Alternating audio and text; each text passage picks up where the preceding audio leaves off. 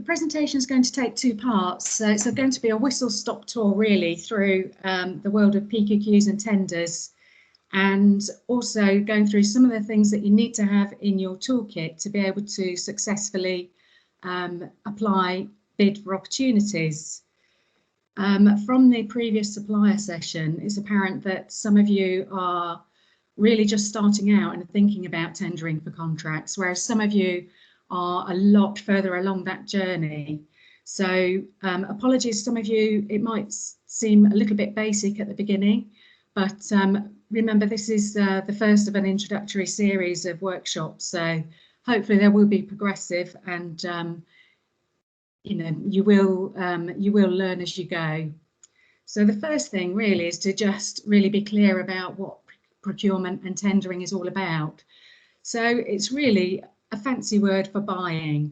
So buying can be very simple, where the product or service is simple. The buying process is also very simple, but the more complex and expensive the product or service, the more likely it is that a tendering process will be introduced to introduce more requirements and specifications around the goods or services.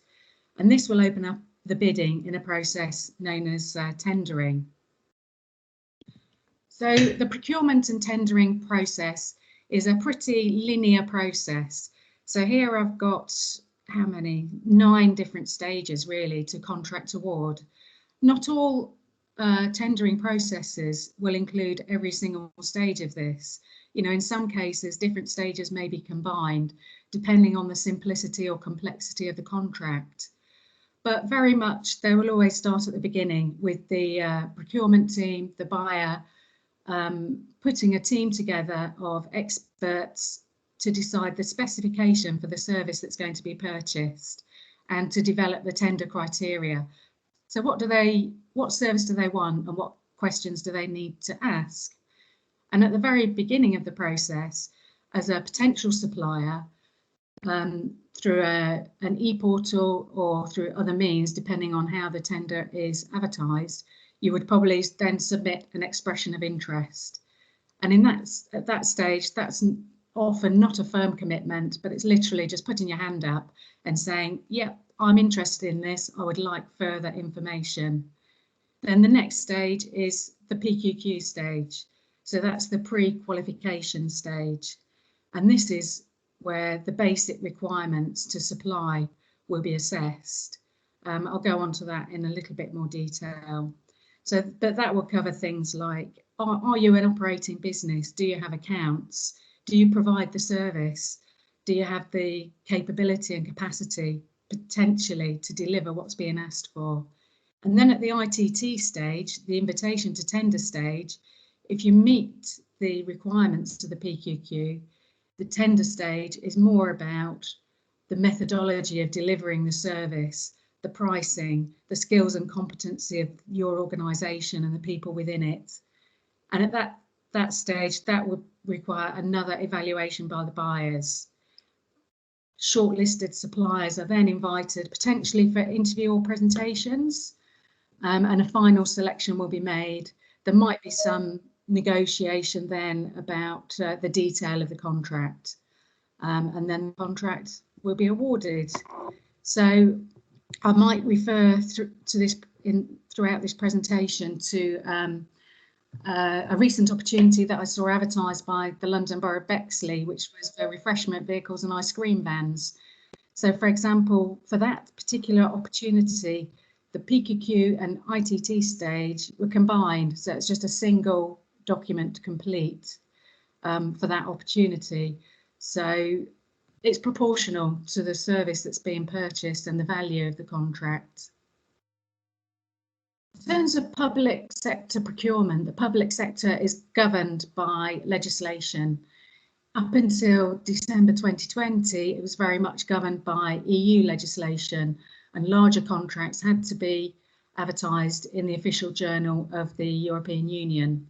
Now, we still have legislation that governs public sector procurement, but now it's been transposed into UK legislation, and entities that in the public sector that are looking to procure contracts of a value of above 120,000 will be advertised on the new UK e-notification service called Find a Tender.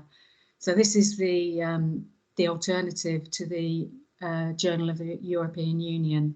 So that's the web link for that, findtenderservice.gov.uk. And at the same time, local authorities and public sector organisations will also sign up to other portals. The Pro-Contract portal mentioned there encompasses, I think, about 20 of the London local authorities, for example. But there are many, many others, and I've included some links on the other slides. For public sector contracts that fall below this sort of threshold, there is more flexibility regarding the buying process. So public sector buyers now have more freedom to set some of their own conditions, particularly in order to encompass social value and local benefit. For example, they may be able to say, well, we only want London-based businesses to tender for this contract, or we want to narrow the opportunities to give SMEs more opportunity to tender. But in doing this, they still need to follow their own internal processes and procedures and due diligence, and also ensure value for money for the budget holders, because if you narrow the criteria too much, you may not encourage enough competition. So that is also a consideration. In terms of private sector procurement, it's not always subject to the same rules, although many large private sector organisations will still follow very similar processes. So it could be formal or an informal process. They will always ask for some form of PQQ or supplier questionnaire to be completed. They may have more preferred supplier lists.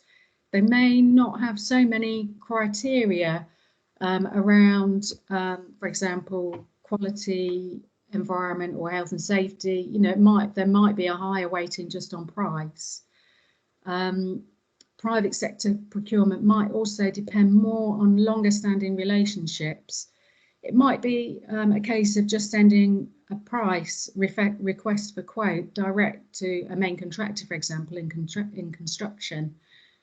Sometimes you might be invited to provide a price, or again, it might be through a procurement portal. So every organisation does it slightly differently. So it's really up to yourselves as businesses to, in a way, target who you want to work with and what is their buying process, and define that.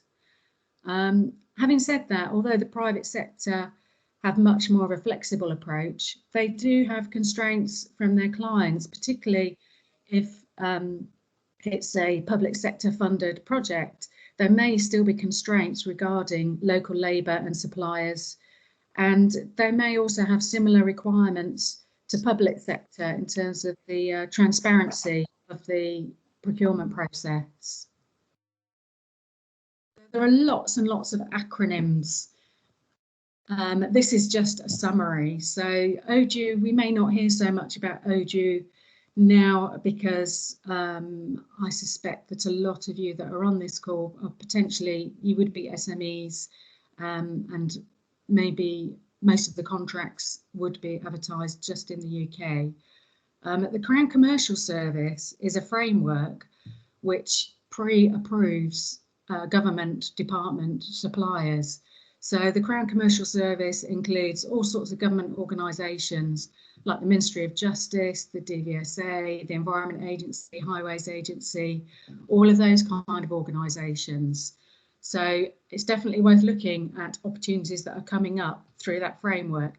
So if you are approved by the Crown Commercial Service and you've gone through the supplier qualification process, you will then be first port of call, if you like, for those government departments. We've discussed expression of interest. PQQs and SSQs are very similar. They're a first sort of stage really in the buying process, the first assessment stage. The ITT is the invitation to tender, which is, usually the second stage, where you provide more detailed information on the service you're going to provide and your own organisation. So PQQs and SSQs cover your level of experience, your capacity and your financial standing. And then if you're shortlisted, you may then be invited to tender for the contract. So this saves a great deal of wasted time for buyers and tenderers, because if you haven't got any realistic chance of winning the contract, you need to know right at the beginning, really. So if you don't meet the requirements of the PQQ, you will know straight away that there's no point really in you advancing forward. So the information requested by the buyer is usually fairly straightforward, relevant, and hopefully proportionate to the size of the contract. So standard PQQs will usually request company details, insurance cover. So they want to know that you've got the right insurances for the work you're going to be doing at the right level of cover. Financial information such as audited accounts. If you haven't got audited accounts, there may be alternative evidence you can provide. Background experience about technical professional ability, maybe some basic management policies, even at this stage, and also references. So each buying organisation will set their own criteria, and these sort of questionnaires are always scored and weighted. So they do it their own way. So for example, some of them might say, well, if you've scored 0 on this question, that's an automatic fail. Or if you achieve less than a score of 3 out of 5 in certain sections, that's a fail. They may have a scoring scale, most of them do. So for example, you might score 0 if you don't provide any information for a particular question, maybe up to 4, 5, 10 for if you provided everything that is required. And certain sections might be weighted as well. So for example, there might be an emphasis on environmental criteria for construction, or if it's an IT contract, there'll be maybe an emphasis or weighting on information security management. So it's very important to understand the scoring and weighting as well, so you provide the right amount of information in the right place and the right emphasis. So in a way, I always say treat the PQQ like an exam, because in an exam you need to read every question and answer every question, check how many points are going to be awarded and how that section is going to be weighted as well. Be succinct, no padding. It's like at school where you try and fill in, you don't really know what to write, so you just write loads of rubbish to fill in the space. But padding isn't going to score your points. You need to only write what's relevant and make sure that what you write is going to count. And check for limits on the word count. Many sections will have word limits, and that's important too. The same way as if you're doing an exam at school, if you exceed the word count, it's very likely that anything extra you write beyond the word count won't be counted. If you have a critical friend that can look through it for you, proofread, give you feedback, that's really useful. And don't just answer a simple yes or no. Make sure you've provided sufficient information according to the question that's been asked. And don't neglect to provide supporting evidence. So where they've asked for supplementary documents or information, check and make sure you've included it. Equally, don't upload information that is not asked for, e.g. marketing brochures. I do a lot of supplier assessments for my clients, particularly construction clients. So we send out a supplier assessment questionnaire to a client, a potential supplier or subcontractor. We have a very clear set of questions, and all of the questions have points on them. And it's so common that people don't read the questionnaire. They send us a whole load of bump on an email zip file, which they assume is everything that we've asked for, but quite often it doesn't match what we've asked for. So therefore, they don't score anything, and we still have to chase it up. So only send what's asked for. In terms of commercial considerations, tendering is very much a commitment. So tendering for projects and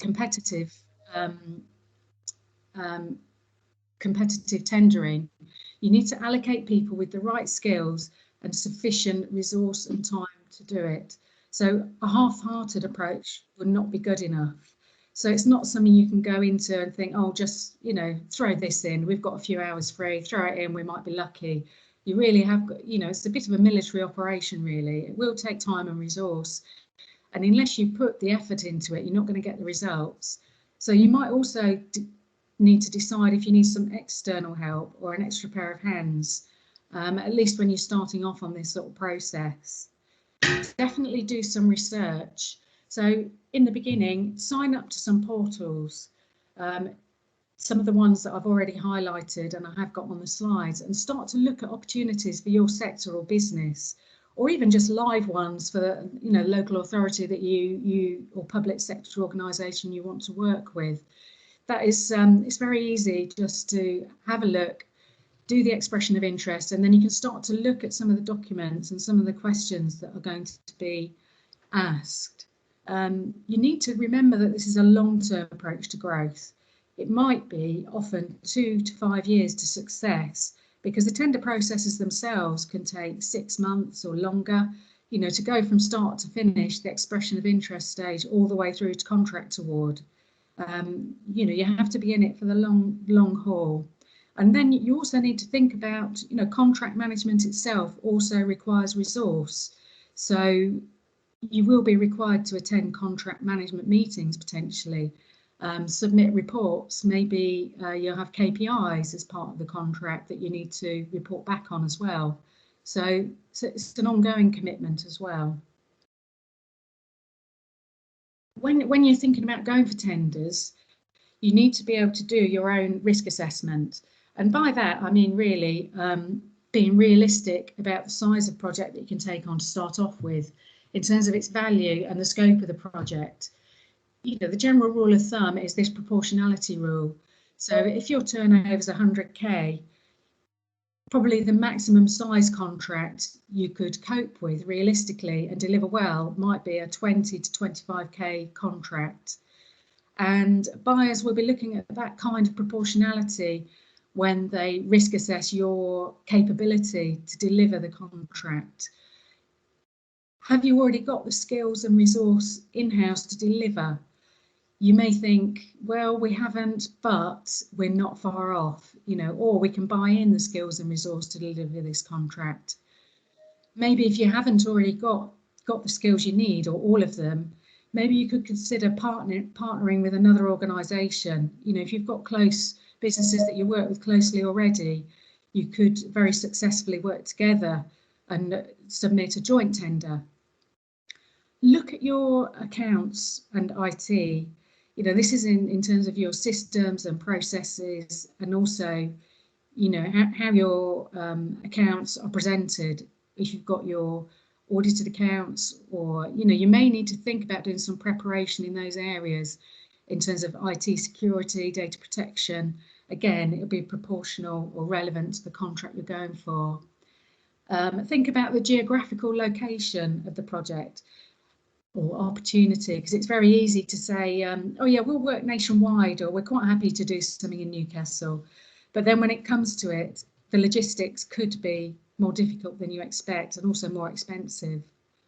And in some cases, think about if you might be better off as a tier 2 contractor. So particularly when you're starting off on this path, yes, you want to grow, and yes, you don't want to be paying a third party basically to manage the contract. But as a tier 2 contractor, you can learn some very important lessons and get some good experience on contract management, working in the public sector, and you know, it could be a good way of getting a foot in the door without taking on all of that responsibility and risk that you have as a top tier supplier. So these are 4 of the main sort of portals to look for procurement opportunities. There are many more. These are all free to register. You start off by putting in your basic details, and there are procurement codes for each different kind of service that you might deliver. So you select the codes, and you can sign up to email updates. So I'm signed up to a few of these, and I have to say it's quite a mixed bag in terms of the opportunities that I get sent through, because one of my procurement codes is for environmental management. So I do get lots of things related to waste services, environmental services, and things that, you know, I don't really do, but it's still useful to see, and it's good to have opportunities coming through. So as I said earlier, as part of the learning process, definitely just sign up for some of these portals, start to look and track and think about the kind of opportunities you might want to go for. So hopefully I can hear my computer pinging a bit, so I think that might be a few questions coming up in the conversation, but if we can hold those until the end, please. We'll just go through the second part of my presentation, which is really about what you need to have in your toolkit. So this is more about the nuts and bolts of the paperwork and documents that you might need, and certifications and things. So these are the sort of basic requirements to qualify for work. And it doesn't really matter what kind of project you're going to do, you will always need I would say most of the things that are on this list at the PQQ stage. So top of the list, health and safety policy. That's obviously a legal compliance issue anyway for businesses with more than 5 employees to have a health and safety policy. But if you're in this competitive tendering process, even if you're smaller than that, the expectation is you will have a health and safety policy. I mentioned at the beginning about the ice cream van tender, and health and safety policy is a very important one for them, you know, and the buyer asked some very specific questions about how they would manage health and safety and also food hygiene processes for that particular contract. Quality policy and procedures. So this might be a policy statement about customer satisfaction, how you treat your customer, and the procedures relate quite often to complaints policy, but also might be more about how you are going to deliver the contract as well. So very specific things. So for construction, might be asking about an inspection and test plan. Obviously for care sector, it would be about your CQC compliance. And so it's really whatever's going to be relevant to your particular sector.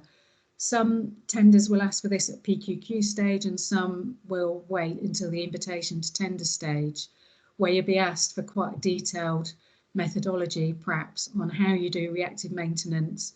Or for the ice cream van, it was asking for menu and prices. What are they going to sell? And how are they going to price things? And also which locations they're willing to work in. Environmental policy and compliance information.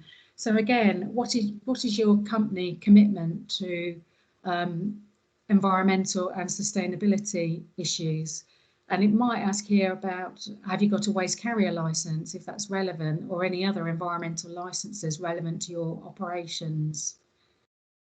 In terms of corporate social responsibility and sustainability, asking questions about social value, so particularly on construction contracts, asking how you're going to meet the buyer's requirements in terms of social value, which might be using local suppliers, employing local people, apprenticeships, young people, employing people from the BAME community, that kind of thing. But each buyer will have their own requirements.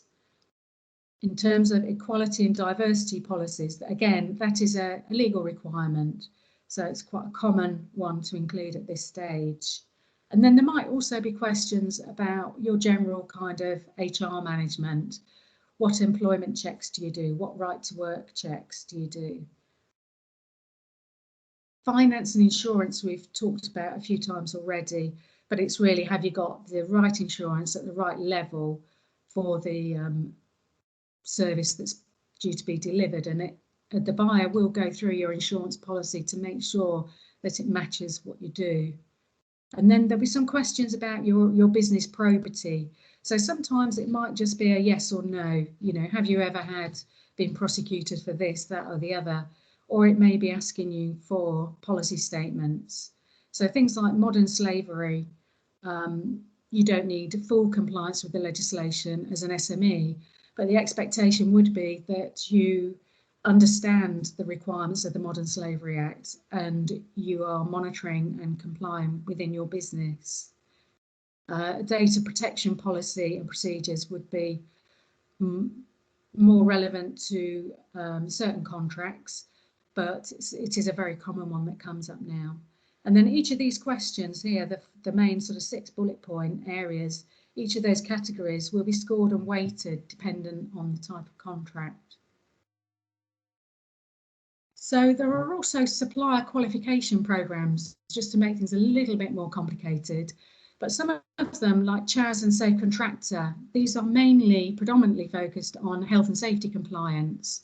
So some buyers will specify that they want you to be CHAS or Safe Contractor registered. So that means then you fulfill all of the health and safety requirements, and they're very likely to ask for any further information on that. Construction line is another supplier qualification program, and it's obviously a very popular one with public sector. It encompasses health and safety, but it also asks quite a few questions along the lines of what I had on the previous slide. So again, if the buyer asks you to be construction line accredited, if you go down that route, it will help you tick a lot of the boxes of the PQQ process. And then there are some other schemes like Achilles and Exor, which are broader again, and these are more aligned really with the requirements of some of the international standards, and the management systems. Very often, if you've got one of these accreditations, they give you exemptions from others. So this is what the safety schemes and procurement means, SSIP. So CHAS and Safe Contractor are SSIP schemes. And if you have CHAS, for example, you may get some exemptions from construction line and vice versa. You might also be asked for management systems and ISO certifications. Again, it depends on the type of contract you're going for and the level of risk, the value. These are the 3 main ones really we're talking about are quality, environmental and health and safety management systems. But another one that may be relevant if you, for example, in an IT kind of contract, ISO 27001. And quite often these will be prerequisites for certain types of contracts and certain values. The principles of these really are underpinned anyway in the policy statements that you have. And when you start putting together policies and procedures, it really is already starting you on the route to sort of compliance with the basic requirements of some of these standards. One thing to remember is that if you do go for ISO certifications, try and ensure that the ISO certification body is UCAS accredited. There are many non-UCAS accredited bodies out there, but the main buyers and also the supplier accreditations like construction line will ask that your ISO is UCAS accredited.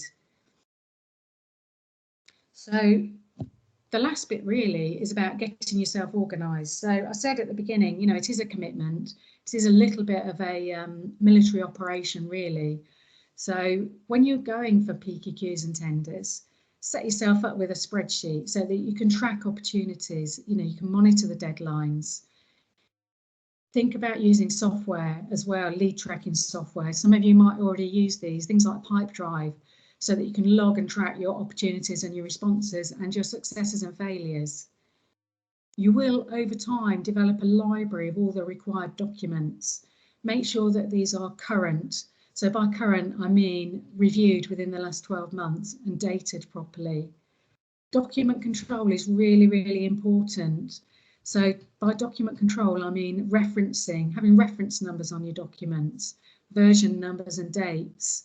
So many times I get sent documents that are, 15 years old or haven't been reviewed for years, and they're out of date, and And people in the business might also start amending things.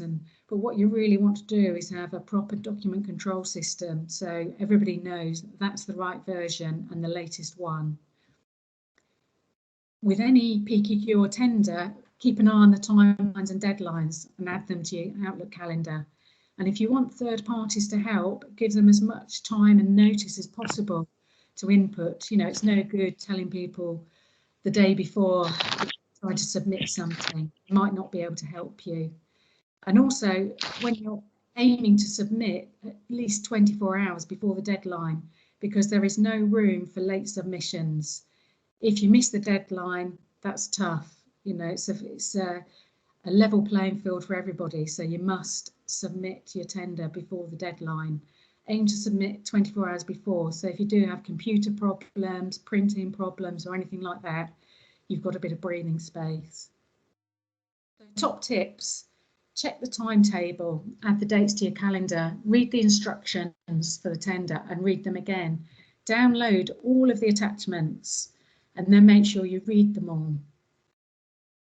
Make sure you answer all of the questions that you need to answer and check the word count. Make sure you've provided all of the information that's needed and only provide the additional information and attachments if requested. And then check the evaluation procedure as well, including the scoring and weighting. And this is important as well. So follow up at each stage and ask for feedback.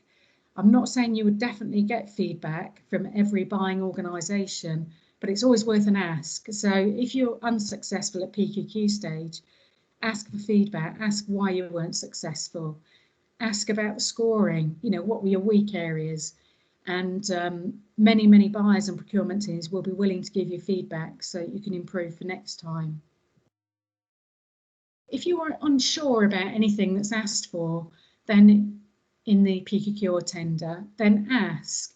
Most of the processes, particularly on the e-procurement portals, there's a formal process of submitting a question and the buyer will respond, and that conversation will be open to everybody that's involved in the tendering process. So it's also worth looking to see what other people have asked, because they may be asking the same things as you. And also, don't be afraid to check with the buyer if you have difficulties. So, for example, if they're asking for 3 years audited accounts and you don't have that, please do ask if they will accept alternatives. Check your answers, check again, and then potentially if you have to send off hard copies as well. It doesn't happen so often now, but it will happen sometimes. But just make sure if you are submitting hard copies that they're properly sealed, addressed, work out how you're going to deliver them, and make sure you get a signature or confirmation of receipt.